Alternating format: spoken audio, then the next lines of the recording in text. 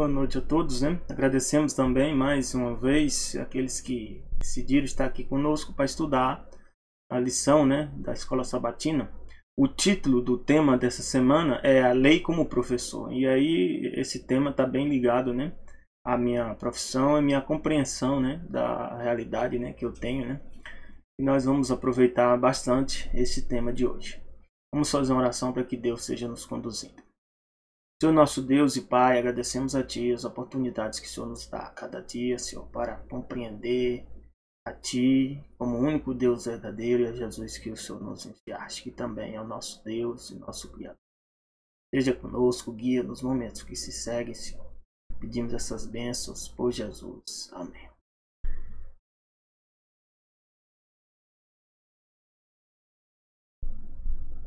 Amar a Deus, né, envolve, né, muitas coisas que a gente tem que ir aprendendo, né, porque às vezes ao longo do tempo a gente tem uma compreensão do que é amor, né, de forma toda distorcida. E aí a gente fica sem compreender quando Deus fala, né, esse verso aqui, ó, Deuteronômio 6:5. Amarás, pois, o Senhor teu Deus de todo o teu coração, de toda a tua alma, de toda a tua força, né? Todo é uma coisa bem abrangente, né? Então, que significado, né? Mas a gente tem que entender que quando Deus pede algo de nós, né, é porque é possível. Deus não pede coisas impossíveis para nós. E as coisas impossíveis Ele faz. As que são impossíveis, né, para nós. Então a gente tem que entender o que significa, né, esse amar a Deus com todo, né, nosso coração, né? Ou seja, nossa mente, todo o nosso ser, a alma seria todo o nosso ser e toda a tua força, toda a força que Deus te deu, né? Já em João 14:21 fala: aquele que tem os meus mandamentos e os guarda, esse é o que me ama. Então a gente começa a entender o que significa amor para Deus. Então Deus relaciona amor com mandamento. Então para Deus o amor envolve ação. E uma ação relacionada com Ele, com a vontade dEle. Por isso que diz, aquele que tem meus mandamentos, ó, em João 14:21, e os guarda, não adianta só ter, ou seja, só conhecer, mas os guardar, ou seja, tem que praticar, esse é o que me ama. Então para Deus, amar envolve ter os mandamentos dEle e guardá-los. E diz mais, e aquele que me ama, Jesus fala, será amado do meu Pai. Então, se nós guardamos os mandamentos de Deus e guardamos, né, e decidimos guardar, Deus vai nos amar. E diz que aí, aquele que me ama será amado também por Deus, o Pai. E eu o amarei e me manifestarei a Ele. Então, Deus, Jesus, se manifesta a todos aqueles que tomam essa decisão. Decisão qual? De tomar a decisão de guardar os mandamentos. Aqui Deus não está falando que nós somos perfeitos, né? Porque também na própria Bíblia, as Escrituras falam, né, que todos pecaram, carecem da glória. Então significa, né, que nós não vamos guardar perfeitamente. Mas nós temos que ter um alvo, um objetivo de vida. Então Deus vê o nosso propósito. Qual é o teu propósito? É guardar? Então Deus vai ver o melhor que você faz. E aí está explicado o que está no verso para memorizar. De todo o teu coração, ou seja, de toda a tua mente, com a capacidade que você tiver, de todo o teu ser e de toda a tua força, esse propósito você busca guardá-lo. E aí Deus, né, vai ver tua dedicação e teu propósito. Em Marcos 12, verso 33, diz assim, ó, e que ao amá-lo de todo o coração e de todo o entendimento e de toda a alma e de todas as forças, e amar o próximo como a si mesmo, é mais do que todos os holocaustos e sacrifícios. Então Deus aqui não está dizendo que guardar mandamento é algo similar ao holocausto e sacrifício, né? Holocausto e sacrifício são ações, né, de obras humanas. Então esse amar a Deus de todo o coração e decidir guardar os mandamentos não envolve, né, em si a questão da obra. A obra é consequência, é o propósito que você tem de guardar os mandamentos, que Deus vai avaliar. Então, as coisas, a gente tem que ter um entendimento que para Deus não importa só a obra, importa qual é a razão por qual você está fazendo aquela obra. Então, Deus vê as motivações Ou seja, o propósito. Qual é o propósito que você está fazendo aquilo ali? É egoísta? É um propósito egoísta ou é um propósito de amor verdadeiro? Então Deus vai avaliar isso aí. Então muitos, né, Jesus disse que ia pregar, ia curar no nome dele, e mesmo assim não vão ser aceitos. Por quê? Porque não seguiram o propósito correto. E amar envolve temer a Deus. E o próprio Deus fala aqui em Deuteronômio 31, verso 11 a 12, diz, ó, quando todo Israel vier comparecer perante o Senhor teu Deus, Deus dando um conselho, né, para Moisés falar. Escreve aí, Moisés. Quando todo Israel vier comparecer perante o Senhor teu Deus, no lugar que ele escolher, lerás esta lei diante de todo Israel aos seus ouvidos. Então, a Bíblia tem um propósito, que a gente ouvir, né, e entender o que Deus está falando. Ajunta o povo, os homens, as mulheres, os meninos, os estrangeiros que estão dentro das tuas portas, para que ouçam e aprendam e temam ao Senhor vosso Deus. Então a gente tem que ouvir a palavra de Deus, aprender o que Deus está nos ensinando e temer o Senhor nosso Deus. E ter cuidado, ó, e tenham cuidado de fazer todas as palavras dessa lei. É claro que Deus fala. Quando Deus fala isso aqui, Deus mostra o alvo, o objetivo. Porque o pecado é como se você errasse o alvo. Mas o alvo permanece lá. E o alvo, você tem que buscar atingir esse alvo. Mesmo que você não acerte uma vez, duas vezes, três vezes, você tem que perseverar para poder alcançar o alvo. Então, qual é o alvo? Alvo é as palavras de Deus. Alvo é o propósito que Deus tem para a nossa vida. É o alvo. É a razão por qual Deus nos trouxe à existência. E ó, Salmo 147, verso 11 diz: o Senhor se agrada dos que o temem e dos que esperam na sua misericórdia. Então, o que significa temer? No original, a palavra temer aqui, ó, é sebomai. Já é uma tradução, né? Significa temer, temor respeitoso, reverenciar, adorar. Então não é medo. Deus não está falando de medo. Quem vai ter medo, né? Então a gente tem que relacionar, por exemplo, o filho não deve ter medo de um pai, mas deve o quê? Respeitar os pais, a mãe, né?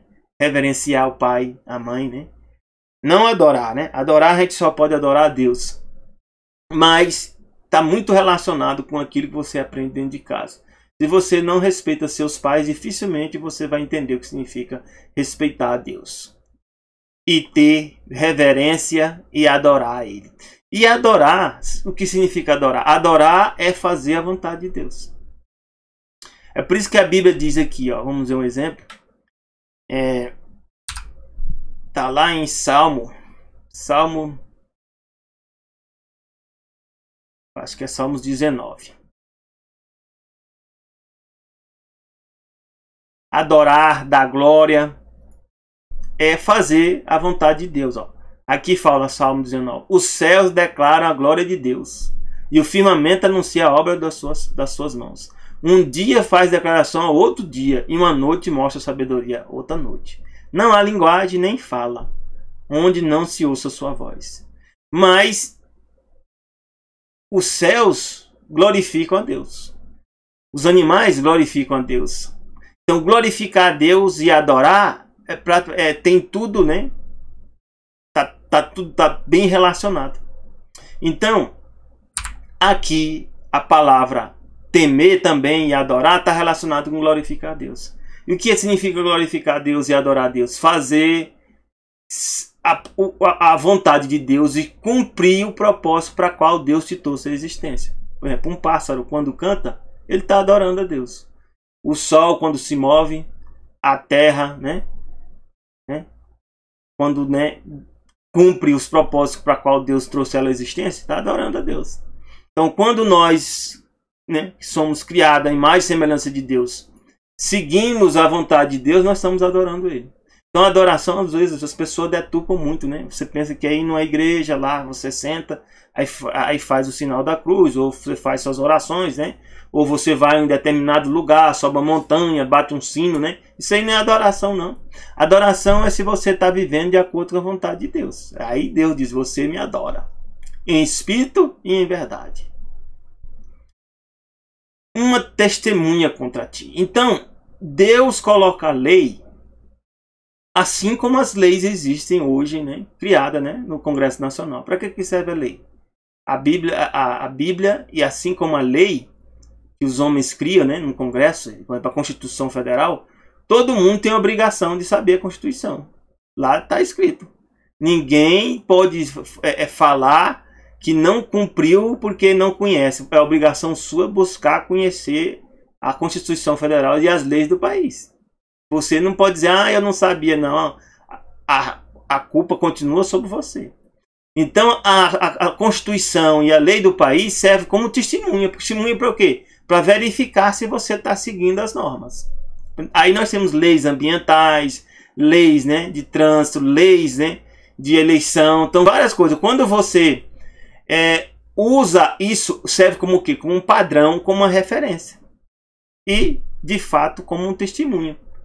Se você não estiver cumprindo aquilo, aquilo vai testemunhar contra ti. Porque vai verificar seus atos, né? E vai verificar o que está na lei. E aí verifica que você não está cumprindo. Então serve como testemunho. Então, Deuteronômio 31, 19 e 20, Deus fala da mesma forma. Agora, pois, escrevei-vos este cântico. Deus pediu para Moisés escrever um cântico. Ensinai aos filhos de Israel. Ponde-os na sua boca para que este cântico me seja por testemunha contra os filhos de Israel. Ou seja, testemunha por quê? Porque Deus revela a norma, o padrão. E aí, nós vamos olhar para aquilo e se nós vamos ver se nós estamos cumprindo ou não, vai servir de testemunha. A favor ou contra. Se você obedecer, testemunha o quê? Ao seu favor. Se você não obedecer, testemunha contra você. Porque introduzirei, Deus fala aqui, o meu povo na terra que jurei a seus pais, que mana leite e mel, e comerá. Diz que o povo ia o quê? Comer, o povo ia se fartar, ia engordar. E Deus está contra isso? Não. Deus colocou eles lá justamente para isso. Para eles viverem felizes. Só que Deus diz que então, o que vai acontecer? Deus conhece o fim desde o princípio. Então se tornará a outros deuses, infelizmente. Nós temos um problema muito sério, né? Em duas situações críticas, né? Quando nós não temos quase nada ou a gente tem muita coisa. Aí Satanás usa essas duas situações contra nós, né? Quando a gente não tem quase nada, a gente quer ser contra Deus ou dizer até que Deus não existe. E quando a gente tem muita coisa, também a gente quer ser contra Deus ou acha que Deus também não existe. E aí você vai se tornar para outros deuses. E o servirá e me irritarão. Ou seja, quando você serve a outros deuses, que são deuses falsos, isso irrita Deus. É igual um filho, né? Os filhos dizer, né? Você tem um filho, cuida dele e depois ele cresce, né? Chega em determinado momento, ele diz, meu pai não é você não. Ou minha mãe não é você. Se o meu pai é tal pessoa, né? Isso aí para mim é dificílimo. Para Deus, imagine para Deus. E isso irrita a Deus. E Deus fala, com isso eles anulam a minha aliança. O que é aliança? A aliança é um símbolo de uma união. Ou seja, anula a união que eu tenho com vocês. Para Deus chegar a um nível, né? E Deus diz que a igreja, né? Torna-se adúltera. Porque se envolveu com outros deuses, falsos deuses. Tiago 1,13, né? Aqui a Bíblia mostra que Deus já mostrou o que é que o povo ia fazer. Mas significa que Deus trouxe esse povo para cá para desobedecer? Não. Foi Deus que planejou a desobediência desse povo? Não. É igual dizer que os pais trazem um filho à existência para o filho ser um bandido? Quem é que quer isso? Né? Ser um traficante, um assassino? Não, ninguém, um pai não quer isso, né? Nem Deus trouxe ninguém à existência com esse plano. Mas Deus conhece o quê? O fim desde o princípio. Eu tenho um afilhado, né, que ele chegou em determinado momento, né, e começaram a levar ele para determinados lugares, né, já novo assim, já uma fase, né, nova, fase de uns 12 anos, e eu soube. Quando eu soube, eu disse, ele não está indo pelo bom caminho, ele vai ter problema no futuro e vai dar problema no futuro. Foi dito e feito. Porque eu sou homem, eu já tinha vivido, né, estudei, saí de casa com 13 anos, eu fui estudar fora, né, e eu passei por muita experiência de muitos riscos, né? Então eu sei, se ele está com aquele comportamento, esse comportamento vai levar a tais e tais decisões no futuro. E de fato, isso aconteceu. Eu conheço o futuro? Não. Mas eu, com algumas ações, eu já consegui perceber algumas realidades do futuro desse meu afilhado. E aqui, Deus, ele fala que ele conhece o fim desde o princípio. Nós vamos ver daqui a pouco. Ó. Então, Tiago 1,13 diz, ninguém sendo tentado diga, de Deus sou tentado. Então, a gente não pode dizer que foi Deus que nos tentou para fazer o mal. Isso aí é uma compreensão péssima em relação a quem é Deus. Alguns dizem que a miséria do mundo, as coisas que estão acontecendo, né? É Deus que é o culpado. Deus não é culpado de nada. Se tem alguém inocente nessa história, é Deus. Por quê? Porque Deus não pode, meus irmãos, louvado seja nosso Deus, ser tentado pelo mal. E a ninguém Deus tenta. Então, quando Deus chegou para Adão e Eva, né? Deus não foi lá tentar Adão e Eva, meus irmãos. Vamos ver aqui em Gênesis. Ele veio avisar, né? Ele veio avisar. Ele veio avisar aqui, ó, em Gênesis. Ele veio avisar Adão e Eva dos perigos. Ele não veio tentar Adão e Eva. Mas ele sabia que ia acontecer, sabia. Mas aí, meus irmãos, aí tem algo bem profundo. Deus tem os princípios dele, né? Ele não é tentado pelo mal, mas Deus também não força as pessoas a fazer a escolha que ele quer. Mas ele, como é que diz assim, Deus busca que vocês façam a boa escolha. É por isso que ele chega aqui para o homem, ó. Gênesis 2, 16, 17. E ordenou o Senhor Deus ao homem, dizendo, de toda a árvore do jardim comerás livremente. Mas da árvore do conhecimento do bem e do mal, dela não comerás. Porque no dia que dela comer, certamente morrerá. Deus aqui veio tentar Adão e Eva? De maneira alguma. Quem tentou foi Satanás. Satanás é quem tenta. Deus não nos tenta, meus irmãos. Deus não tenta ninguém. Deus quer nos livrar da tentação. E ele deixa as escrituras para a gente descobrir a verdade. Ver as formas que Satanás trabalha para que a gente possa fazer boas escolhas. E não cair nas armadilhas de Satanás. Então, Isaías 46, 9 e 10 diz, lembrai-vos das coisas passadas, desde a antiguidade. Como é que a gente vai lembrar dessas coisas passadas? Só lendo as escrituras. Se a gente não lê a escritura, a gente não conhece a antiguidade, nem conhece o passado. Alguns buscam o passado, né? Buscam entender o passado, né? Movendo rocha e tudo mais. O passado está escrito e revelado onde? Nas escrituras. E o que Deus diz aqui? Quando você lembrar dessas coisas passadas da antiguidade, vai entender o quê? Que eu sou Deus e não há outro Deus. Não há outro semelhante a mim. E como Deus não mente, meus irmãos, isso aqui é literal, isso aqui é a verdade. Se houvesse outro Deus, Deus tinha dito, ó, tem outro aí. Tem outros deuses aí também, junto comigo. Mas ele diz, não, só tem um, só tem eu. E ele diz mais, eu sou o Deus que anuncia o fim desde o princípio. Desde a antiguidade. Ou seja, desde a antiguidade desde as escrituras, desde de Adão e Eva, desde Moisés, né, de Noé, Deus revela o que vai acontecer. Desde a antiguidade, as coisas que ainda não sucederam, que digo, meu conselho, meus irmãos. Agora tem uma coisa. Deus revela o futuro, revela. Deus sabe quais são nossas escolhas, sabe. Deus sabe quem vai escolher o certo e o errado, sabe. Só que isso não vai mudar a natureza de Deus. As coisas que vão acontecer, não. No futuro. Nem no passado, nem no presente, nem no futuro. A natureza dele permanece. A divindade dele permanece. E o propósito dele também permanece. É por isso que diz, o meu conselho será firme. E farei toda a minha vontade. Graças a Deus. Então, nosso Deus, o propósito dele vai ser alcançado. Vai depender agora em que lado eu vou estar. Deus permite que a gente faça a nossa escolha. Você tem que fazer a sua escolha. Malaquias 3,6 diz mais assim, ó, porque eu sou o Senhor e não mudo. Deus não muda, a natureza de Deus não muda. Você vê que Deus, em alguns momentos, ele altera algumas coisas, altera, mas a natureza dele não altera, não. A divindade dele não altera.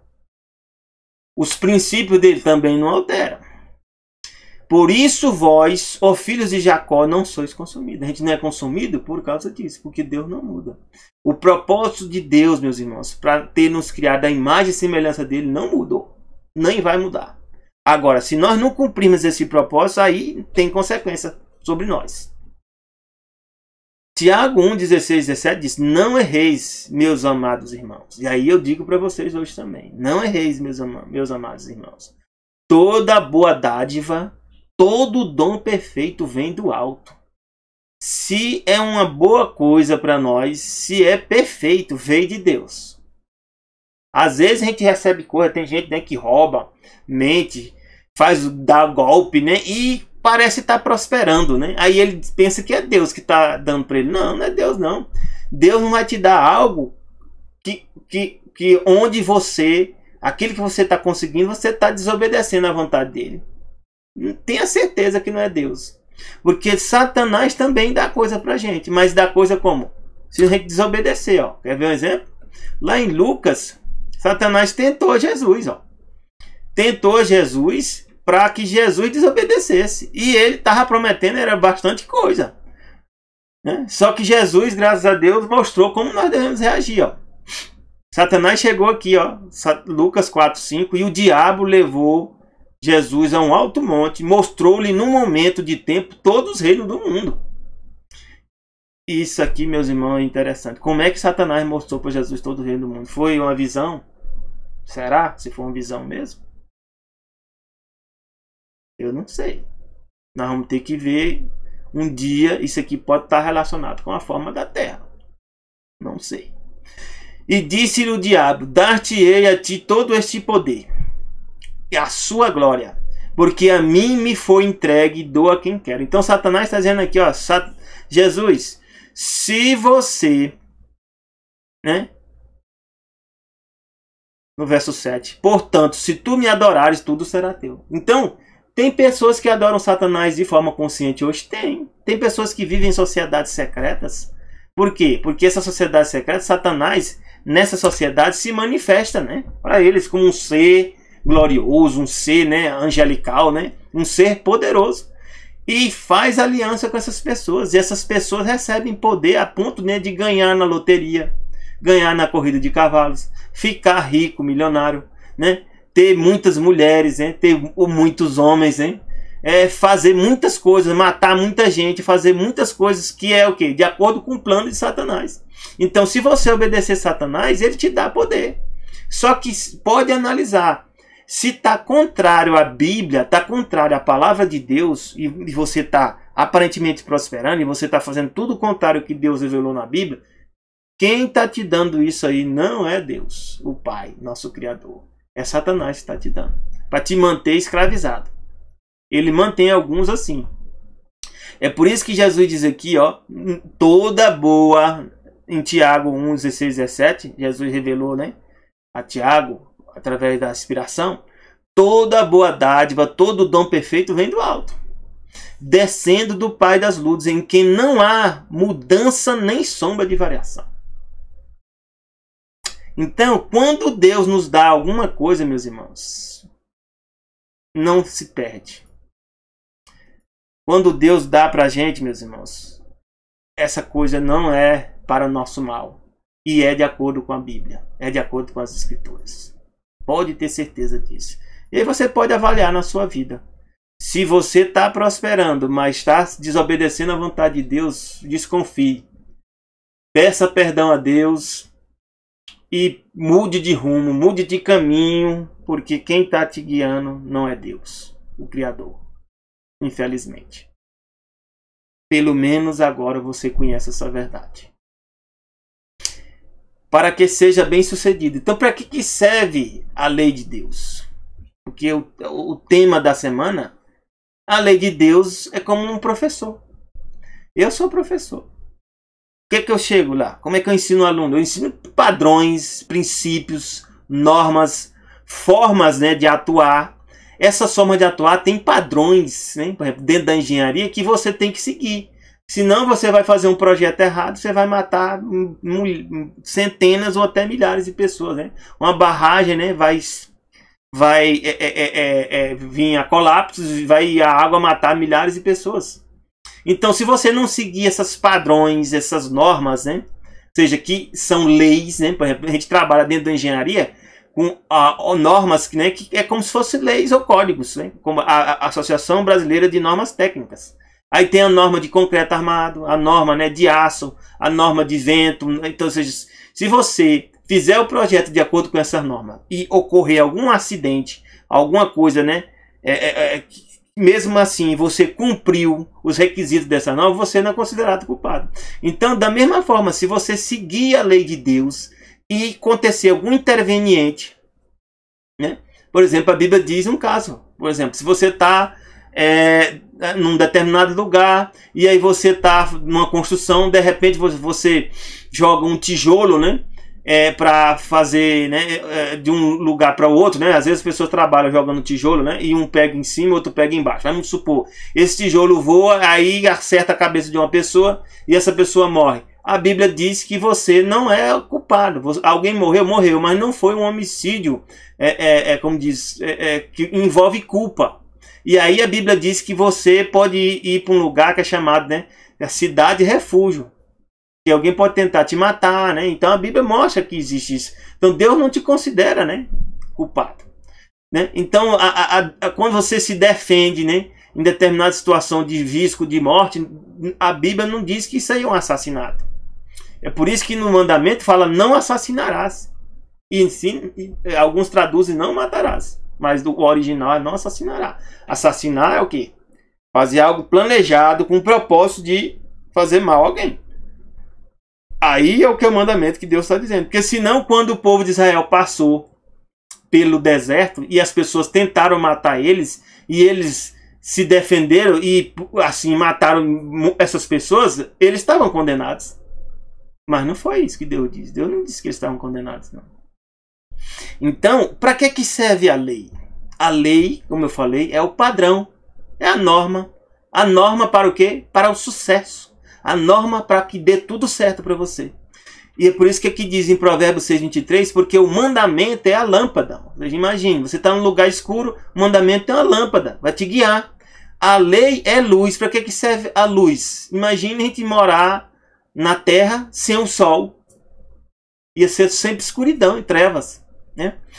Não ia conseguir fazer as coisas que nós fazemos, né? E as repreensões da correção que vem de Deus, a lei também serve como quê? Como repreensão. Como eu falei, né? Um testemunho repreendendo para você olhar e ver, ó, eu não estou indo no caminho certo, não.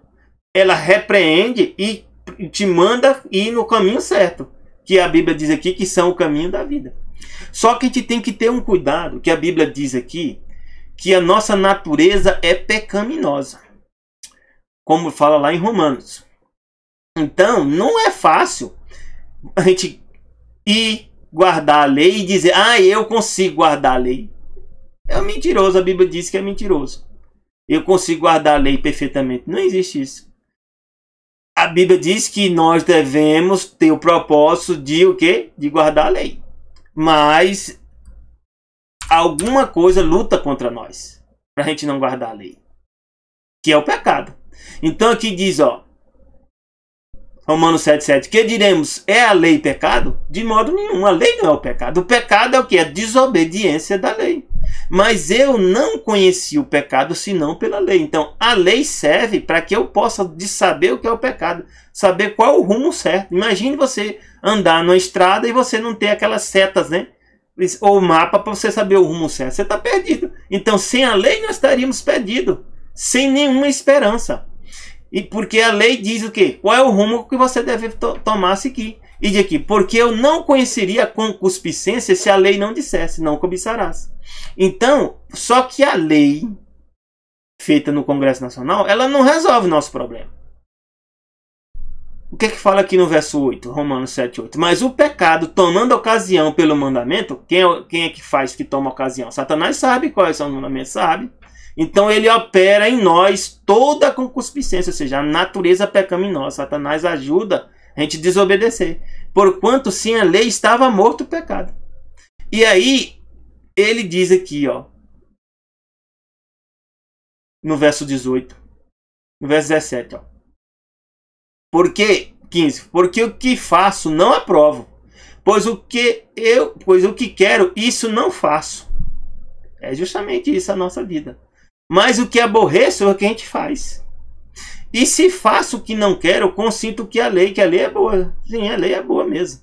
De maneira que agora já não sou eu que faço isso, mas o pecado que habita em mim. Essa é a luta, meus irmãos, que nós temos cada dia.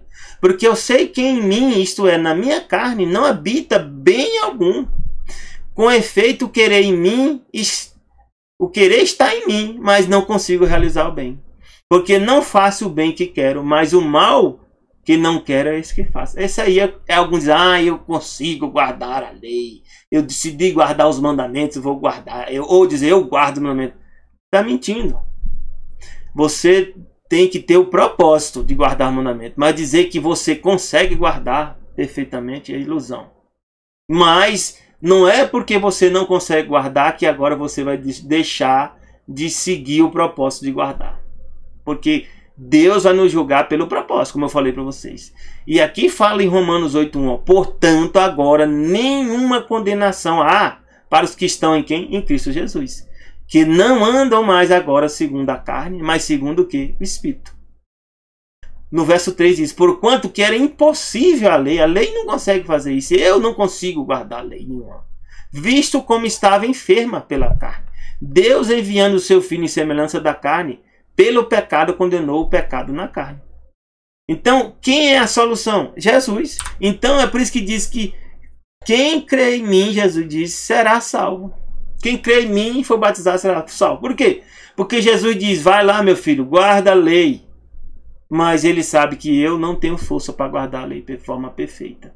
Então, se Jesus não entrar na equação, e aí essa questão de equação é interessante, né? Tem sistema de equações. Um sistema de equações, ele só funciona quando ele atende todos os requisitos. Aí eu consigo obter as variáveis. Por exemplo, variáveis x, y, z, né? E aí tem várias, né, equações, 3 equações. Se eu não conseguir atender todos os requisitos, nunca eu vou encontrar x, y, z. Então, dessa forma, eu tenho quem? Eu sou uma variável. A lei é outra variável. Se Jesus não entrar no sistema, nunca vai ter solução. Nunca vai haver solução. Jesus entra no sistema e faz o quê? Completa aquilo que nós não conseguimos completar. Mas agora com isso eu digo que eu não devo guardar a lei e não devo ensinar os outros a guardar a lei. Não. A lei tem que ser guardada. Eu tenho que fazer a minha parte. A parte que eu posso fazer, Jesus não vai pedir para mim. Por exemplo, quando Jesus ressuscitou Lázaro, ele disse para o povo lá, tire a pedra. Depois que Lázaro ressuscitou, dá de comer, né? Mas quem foi que ressuscitou? Só Jesus. Então aquilo que cabe a Deus, ele faz. Mas aquilo que cabe a nós, Deus quer que nós façamos. Então aqui diz mais, ó, Josué 1:8. Não se aparte da tua boca o livro desta lei. Antes medita nela dia e noite. Essa parte é a nossa parte que Deus pede para nós. Meditar na lei. Não apartar da nossa boca a lei de Deus. Para que tenhas cuidado em fazer conforme tudo que nela está escrito. Então eu tenho que ter o cuidado. Aqui Deus está dizendo que eu vou fazer perfeitamente. Não, ele já disse para nós que nós vamos desobedecer. Ele já sabe que a gente vai desobedecer em vários momentos. Mas nós temos que continuar meditando cada dia na lei. Dia e noite, tendo cuidado. A gente tem que continuar mantendo esse cuidado. Porque então, Deus, se a gente seguir dessa forma, porque então farás prosperar o teu caminho e serás bem sucedido. Mas se nós mantivermos esse propósito em nossa mente e nosso coração, é igual um aluno, por exemplo, que entra na universidade para fazer um curso, e aí ele é reprovado no início, né, de alguma disciplina e desiste. Não adiantou nada. Não serviu para nada. É por isso que para alguns eu digo, não, persevere. Ah, mas reprovei 1, 2, 3. Aqui eu pergunto para você. Você veio aqui, foi para se formar ou não foi? Foi. Então, meu filho, não tem esse negócio de que reprovou 1, 2 vezes, não. Você vai fazer até formar. É isso que Deus pede de nós. Nós vamos continuar meditando na lei, perseverando e buscando compreender cada dia mais e tentando fazer a vontade de Deus cada dia mais. E aí Deus vai nos fazer prosperar. É por isso que fala aqui em Romanos 3,31, anulamos, pois, a lei pela fé? De maneira nenhuma. Como é que eu vou anular a lei? Eu posso anular a lei? Quem pode anular a lei? Aí eu lembrei aqui que Deus fala, né, de um poder que ia tentar mudar os tempos e a lei. Está lá em Daniel. E Deus chama isso de chifre pequeno. E na Apocalipse chama de besta, né? E lá a Bíblia diz que essa besta, né, revela assim, que ela perseguiu os santos. E fez o mal aos santos durante muito tempo, né? E na história, o poder que fez isso, ó, ia proferir palavras contra o Altíssimo, ia destruir os santos do Altíssimo, ia cuidar e mudar os tempos e a lei. Eles serão entregues ao povo de Deus sob um tempo, tempos e metade de um tempo. Isso aqui é o quê? 3 anos e meio, que é praticamente 1260 anos. Isso já ocorreu. Esse poder chamado chifre pequeno, esse poder na história é descendente do Império Romano, que é o quarto animal. E esse poder, que é um poder político e religioso, que fez isso, é o papado. O papado, né, veio do cristianismo, subiu ao poder, né, junto com Constantino, né, e foi descendente de Constantino. Ensinou as pessoas, né, pegou, por exemplo, os 10 mandamentos, retirou, né, o segundo mandamento, né, e o terceiro, né, botou guardar domingos e festa, né, que é o quarto mandamento, e dividiu o 10º em 2, né, para continuar sendo 10. Se você estudar no catecismo, está lá. Então mudou os tempos, hein, porque sábado é tempo, ó. É o tempo que está dentro da lei. E mudou a lei, mas Deus disse que ele só ia tentar cuidar, mas eles conseguem mudar a lei? Quem é que pode mudar a lei de Deus? Quem é que vocês acham que pode mudar a lei de Deus? Só o próprio Deus. Quer ver? Deus fez uma lei e disse lá para Adão e Eva, né? Se pecares, certamente morrerá. É lei? É lei. Todos nós pecamos, por isso morremos. Só que Deus prometeu, tá lá em Apocalipse. Apocalipse 22, ele diz que vai alterar isso. 21. Aqui, ó. Apocalipse 21, ele diz aqui, ó. Só ele pode mudar o que ele fala, né? Diz aqui, ó. E Deus limpará dos olhos toda lágrima. Não haverá mais morte, ó. Então Deus está alterando aqui. Nem pranto, nem clamor, nem dor, porque já as primeiras coisas são passadas. Então quem é que pode alterar uma lei que foi estabelecida por Deus? Só ele. Ele vai mudar a lei dele, dos 10 mandamentos? Ele disse que não vai mudar. Então esse poder tentou mudar os tempos e as leis para enganar as pessoas. Então a lei continua. Ainda tão mais, não é só a lei dos 10 mandamentos. Deus criou o universo, meus irmãos, baseado em leis e princípios. Quer ver um exemplo? Nosso DNA tem uma lei que faz que quando um homem se une a uma mulher, cria-se um óvulo, né? Com um espermatozoide, cria um óvulo, né? Se junta com o espermatozoide, dá origem ao ovo, né? E aí esse se multiplica, se divide e cria outro ser humano. Não há mutação, não cria-se uma nova criatura, não há evolução de espécie, né? É um novo ser humano. Isso é porque acontece isso, por causa que tem uma lei. Dentro do DNA tem um código. Dentro do DNA, um código, uma informação que faz com que essa replicação sempre dê um ser humano. Isso é lei. Lei é o quê? Padrão. Lei é um padrão. É uma regra que é seguida. Então, existem outras leis, outros padrões. E eu vou falar aqui, por exemplo, de um caso, de um exemplo, né, de Fibonacci. Fibonacci, né, era italiano. Ele, estudando matemática, ele pegou e começou a estudar uma espiral, ó, né, uma espiral que existe na natureza. E ele descobriu que tinha uma relação, ó, um quadradinho aqui de 1 por 1, depois um quadradinho de 2, um quadradinho de 3, ó, um quadradinho de 5, né, com essas dimensões, ó. Então, se ele pegasse 0 mais 1, daria 1, que é o primeiro quadradinho. Aí pegava ele com ele mesmo, 1 mais 1, 2. Ó. Agora pega o próximo, 2 mais 1, com esse aqui, 3. 3 mais, né?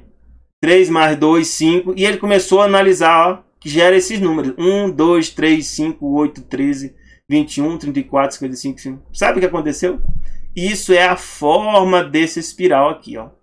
Tem um padrão nesse espiral. Então, Fibonacci, né? Então, muitas vezes a gente pensa, né, que a matemática, a ciência, a verdadeira ciência, ela vai descobrir na natureza o que? Os padrões das coisas que Deus estabeleceu. E as regras que ele mantém até hoje. E aí nós vamos ver um vídeo aqui, que vocês veem esses padrões, ó, mostrando que a lei de Deus não é só a lei moral. Existem as leis naturais que são invisíveis. A gente nem percebe. Eu sou um cientista, tento estudar essas leis. Ou seja, tento estudar esses padrões. Minha área de estudo, eu estudo o quê? Instabilidade. Para quê? Porque eu quero que estudar um edifício, um avião, um foguete, por exemplo, uma perna, né? Uma aspa de um óculos, isso aqui, para analisar ele até saber quando ele rompe. Porque aí eu, sabendo quando ele rompe, eu digo, ó, eu só posso usar até determinada situação. E aí eu vou garantir que não rompa. Eu estou buscando o quê? Entender qual é o padrão de ruptura. O que que faz isso romper? Quais são esses padrões? Quais são essas leis que regem isso aí? A matéria, que faz com que a matéria entre em colapso. Eu sei que se eu estou buscando padrões. Então aqui esse vídeo vai ajudar vocês a entender um pouco mais.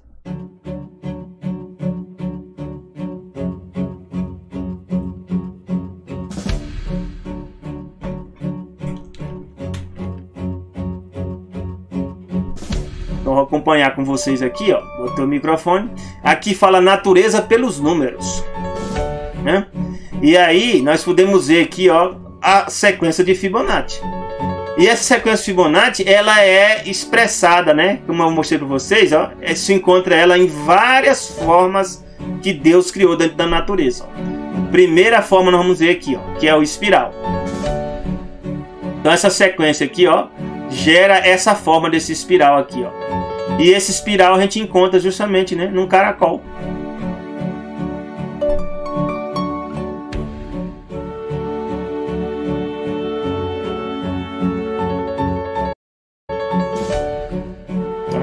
Então, por que que existe essas padrões?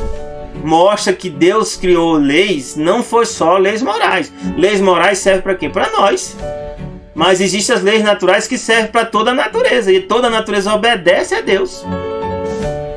Os únicos desobedientes, de fato, somos nós e os demônios, os anjos, né? Que também desobedecem, né? Mas uma hora Deus vai resolver isso também. Ele está dando a oportunidade. E aqui nós podemos ver, ó, outra padrão, né, baseada, né, na natureza, né, que é o ângulo, né, que existe, né, num girassol. Ó. Existe um padrão de ângulo 137,5 graus. Ó. Se você for medir, você vai encontrar esse padrão. Mostra que Deus, meus irmãos, ele é um Deus organizado. É um Deus que ele se revela na natureza. É um Deus que mostra na própria natureza que há algo inteligente. Algo inteligente criou a natureza. Olha aí, ó. Girassol, a forma dele tem esse ângulo de 137 graus e meio. Se fosse algo aleatório, nunca, meus irmãos, nunca isso iria acontecer. Pode ter certeza. Isso nunca iria acontecer, né? Tem mais, né? Eu escolhi esse vídeo menor aqui, né, para vocês poderem entender que nada, meus irmãos, que ocorre na natureza, ou seja, no universo, é de forma aleatória. Existem padrões. Deus criou padrões. Aqui, ó, outro padrão que é, né, a forma, né, do olho, né, de uma mosca, né, de uma libélula, né, também é a forma, né, hexagonal, ó, 6 lados. Olha aí, a asa de uma libélula tem padrões. Como é que eu posso dizer que aqui agora veio no sistema evolutivo aleatório que existe esse tipo de padrão? Isso aí não existe. Eu sou da área, né, de inteligência computacional, da área de matemática, da área de física. Eu não posso dizer que isso aqui é algo aleatório seguindo esses determinados padrões aqui. não dá para a gente falar isso, né? Então a gente pode perceber, né?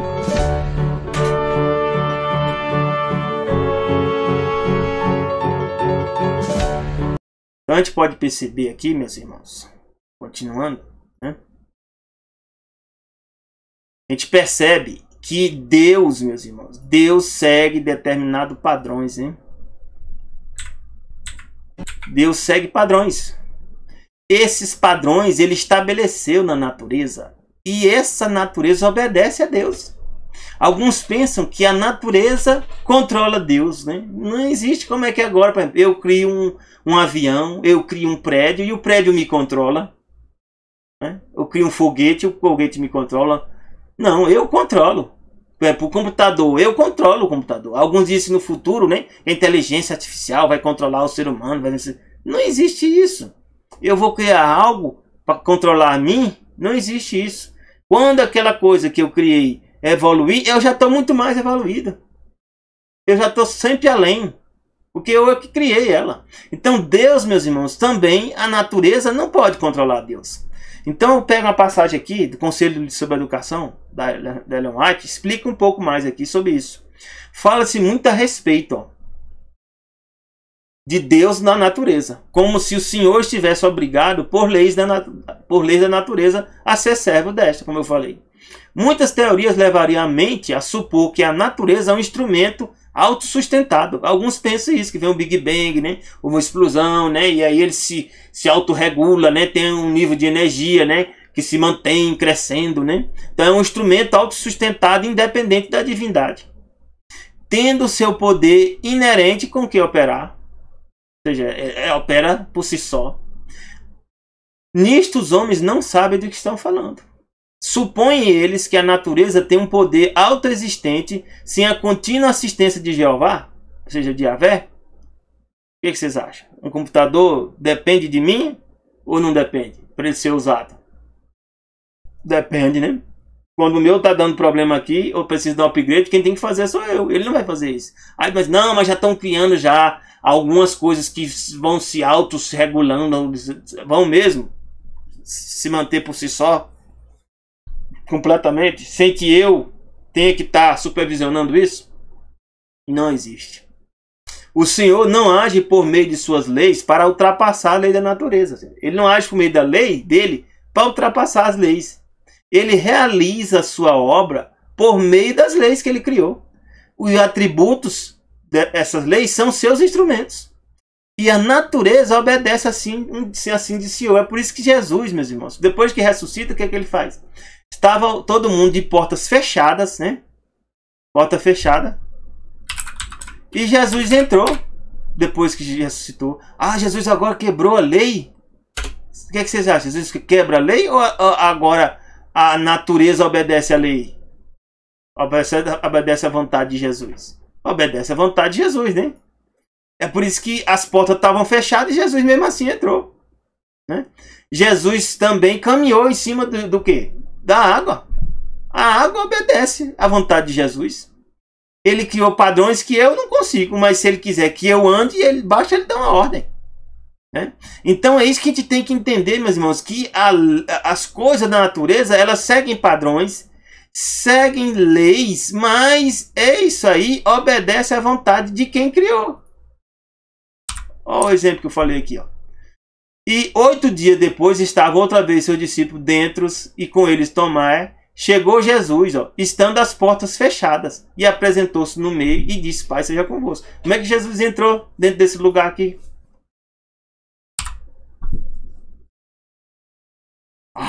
Jesus quebrou a lei. Não.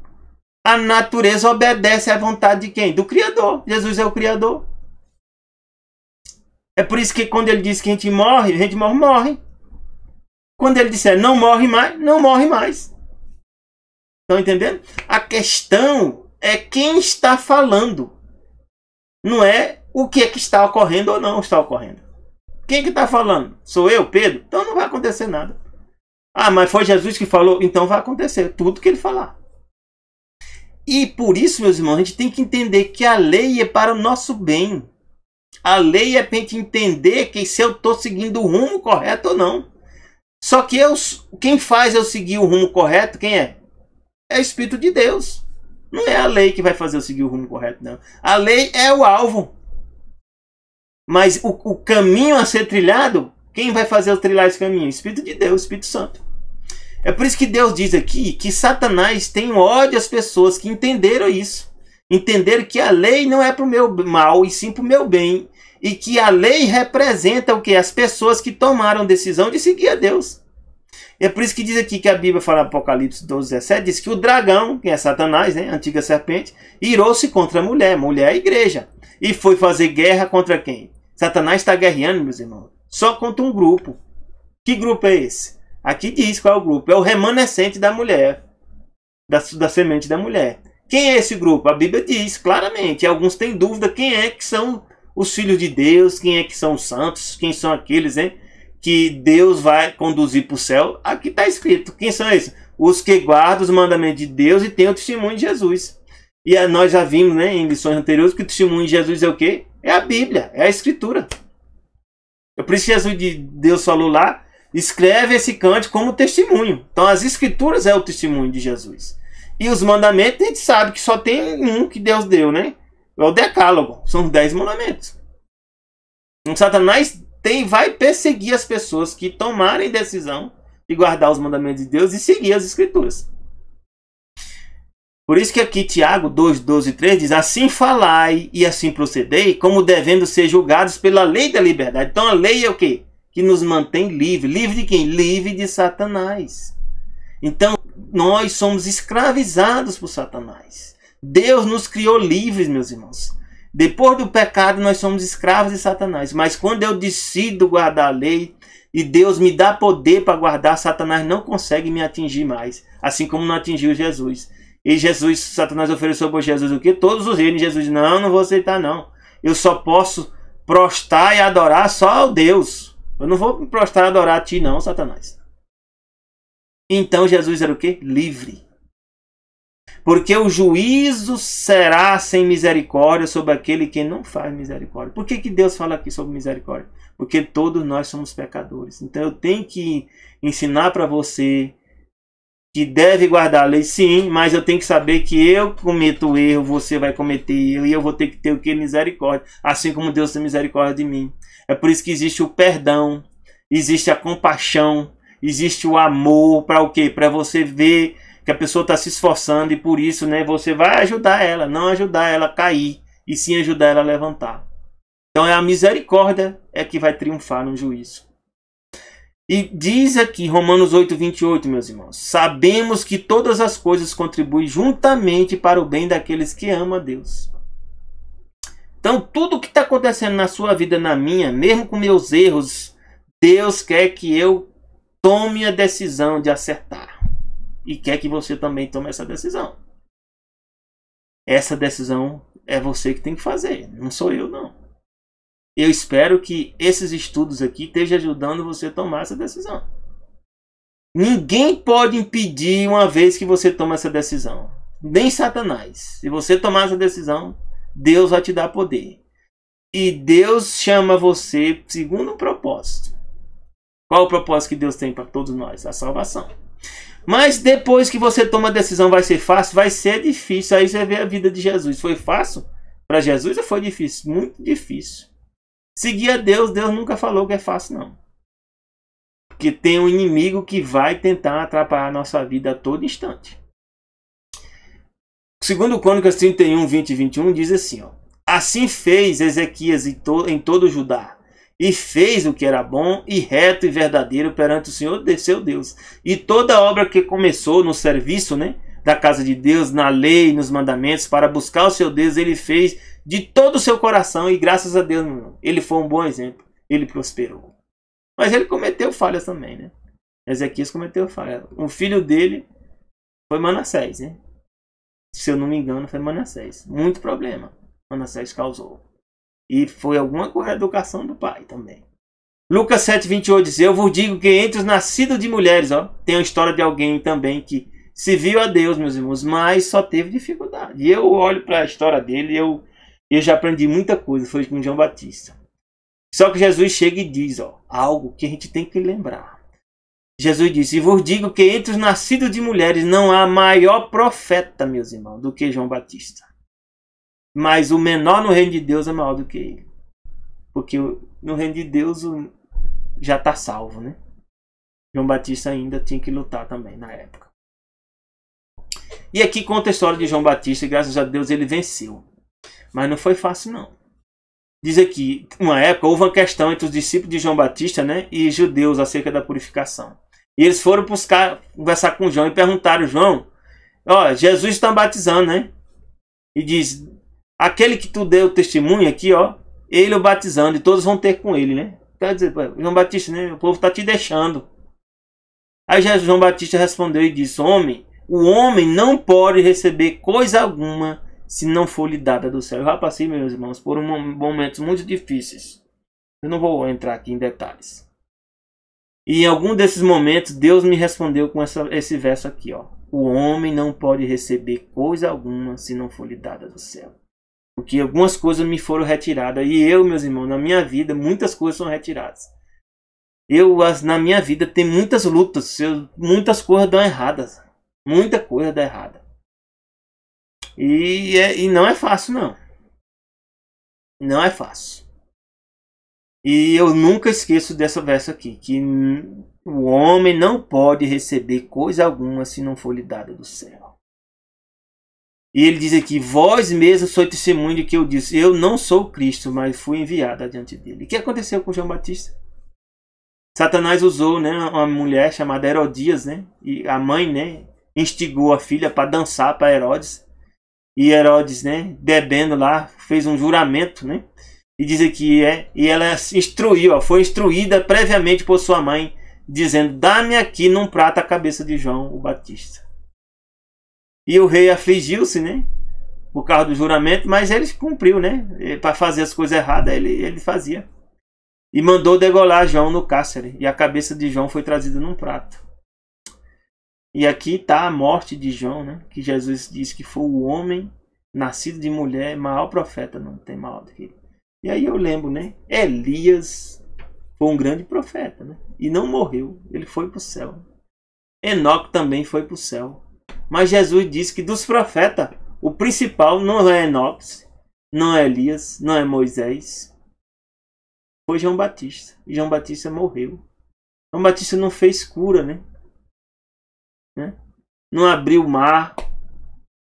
João Batista não fez muitas coisas, né, desses profetas, né? Como Eliseu também. O que João Batista fez? É o que nós fazemos. Pregou o evangelho. Preparou o mundo para a vinda de Jesus. Primeira vinda de Jesus. E Jesus disse que essa é a nossa missão. E eu não fiz cura nenhuma, nem milagre também.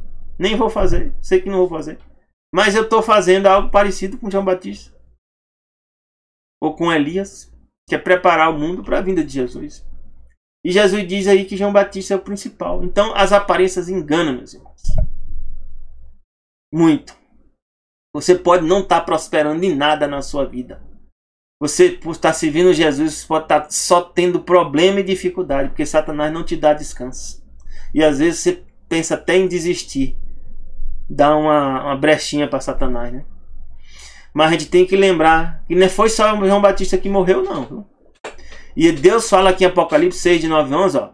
E havendo aberto o quinto selo, vi debaixo do altar as almas dos que foram mortos por amor da palavra de Deus e por amor do testemunho que deram. Ainda estão morrendo, meus irmãos, muitos dos nossos irmãos. E quando eu falo isso, meu coração entristece. Eu já vi vídeos aí na TV, alguns cristãos sendo degolados, né? Cortadas as cabeças, né? Na praia. Jovens, né, sendo, né, levadas cativas, né, aí na África, né, e sendo estupradas, né, por serem cristãs, né, igrejas, né, sendo destruídas, né, em alguns lugares da China, né, na Coreia do Norte eu nem sei se tem igreja, né. E isso, meus irmãos, muitos dos nossos irmãos estão falecendo, estão morrendo. Mas Deus diz, e fizeram a pergunta: até quando, ó verdadeiro e santo dominador, não julgas e vinga nosso sangue dos que habitam sobre a terra? E diz que foram dadas a cada um compridas vestes brancas, se for-lhe dito que repousasse ainda um pouco de tempo. Por quê? Porque ainda vai ter conservos irmãos que vão ser mortos ainda como eles foram. E quando vier, meus irmãos, a grande crise final, a última tribulação que Deus diz que vai acontecer, muitos de nossos irmãos vão morrer, para que outros possam, através da morte deles, aceitar o Evangelho. E aí a gente vê um exemplo, né? Estevão morreu, e quem estava segurando a capa de Estevão era Saulo de Tarso. E Saulo de Tarso, né? Algum Deus no coração dele está trabalhando.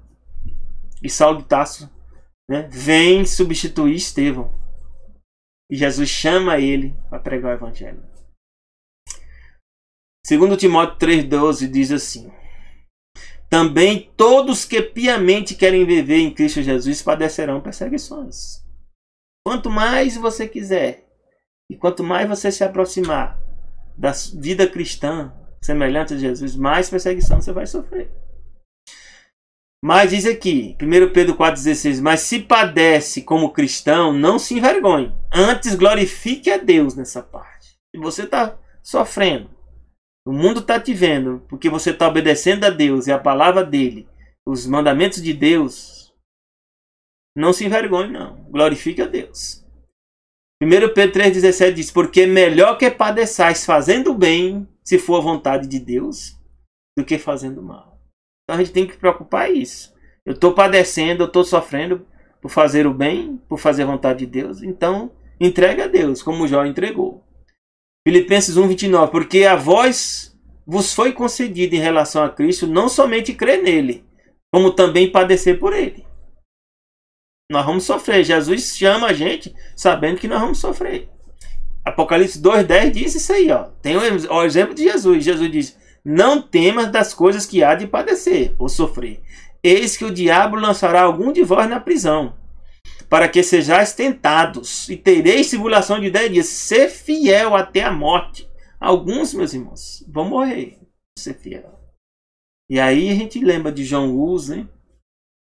Nós vemos muitos, né, que faleceram porque eles só queriam, né, traduzir a Bíblia, meus irmãos. Meu Deus do céu. A Bíblia que chegou a nós, meus irmãos, tem sangue desses irmãos.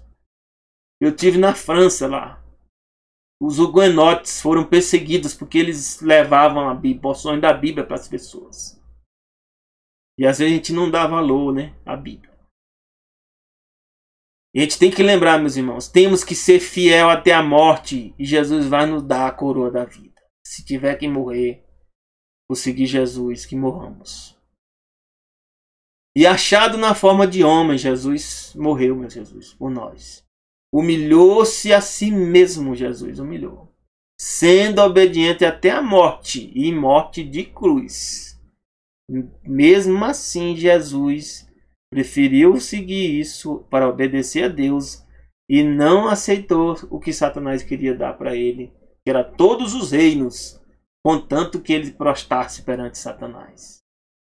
Nós só temos que adorar a um Deus, ao único Deus verdadeiro e Pai do nosso Senhor Jesus Cristo. Nosso Deus Yahvé. E Deus diz, se a gente seguir isso, meus irmãos, aqui está a promessa, Apocalipse 21:4. Deus limpará de seus olhos toda lágrima, e não haverá mais morte. Mesmo que você venha morrer, Jesus vai te ressuscitar.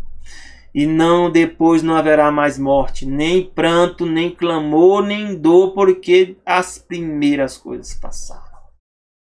Louvado seja nosso Deus. O ser infinito diz aqui, o amor é a base da criação e redenção. Tudo que Deus fez é porque Deus nos ama. É o fundamento da educação verdadeira. Isto se evidencia na lei de Deus como guia da vida. E aí Deus fala, né, resume os mandamentos. Amar o Senhor teu Deus de todo o teu coração, de toda a tua alma, de todas as tuas forças, de todo o teu entendimento. Isso resume o quê? Os 4 primeiros. Resumir não significa o quê? Anular ou substituir. É para você entender a síntese. A síntese, ou seja, o resumo dos 4 primeiros mandamentos é o que? Amar a Deus acima de todas as coisas. E a síntese, o resumo dos outros 6 é o que? Amar ao próximo como a ti mesmo. Não quer dizer que isso que aboliu, não. Não confundamos. E Jesus diz aqui, ó, qual é o grande propósito que Deus tem para nós? Apocalipse 21:7 diz: quem vencer herdará todas as coisas, meus irmãos. Quem está falando aqui é o Criador. O que são todas as coisas? Tudo. Tudo para Deus. O que é tudo para Deus? É tudo. E eu serei seu Deus e ele será meu filho. Meus irmãos, aqui para mim não tem mais nada mais importante que isso aqui, não. Eu, sinceramente, esse é o meu verso preferido. Deus vai ser meu pai e eu vou ser filho dele. Para mim, isso aí já basta. Aqui no Review Herald, né? Deus, a irmã Ati fala um pouco sobre qual o propósito de Deus para nós. Todo o céu tomou profundo e jubiloso interesse na criação do mundo e do homem. Os seres humanos, meus irmãos, eram uma nova e distinta ordem. Não havia essa ordem antes. Os anjos não são iguais a nós. Os outros seres criados não são iguais a nós. Foram criados à imagem de Deus. Deus resolveu nos criar à imagem dele para que a gente fosse seus filhos. Esse propósito nunca mudará. O desígnio do Criador é que povoassem a terra, destinavam-se a viver em íntima comunhão com o céu, recebendo o poder da fonte de todo o poder. Sustentados por Deus, deviam viver vida impecável. Esse é o propósito de Deus. É por isso que Deus, meus irmãos, fez o plano da redenção, porque esse propósito nunca vai mudar. E todos aqueles que aceitarem esse propósito um dia vão viver uma vida impecável. Porque as promessas de Deus não falham. E elas se cumprem na vida daqueles que creem nele. Que Deus nos abençoe, meus irmãos. Que nós sejamos vencedores. Que vocês aceitem Jesus como o único Deus verdadeiro e o Pai que ele enviou. E aceitem e tomem a sua decisão. Aqueles que não batizaram, a Jesus disse: quem quer e for batizado será salvo. Que vocês possam fazer a escolha de vocês. Eu já fiz a minha. Que Deus nos abençoe. E se Deus quiser, no próximo sábado, e na verdade é o pôr do sol da sexta, próximo sábado, nós nos encontramos aqui novamente. Um feliz sábado a todos.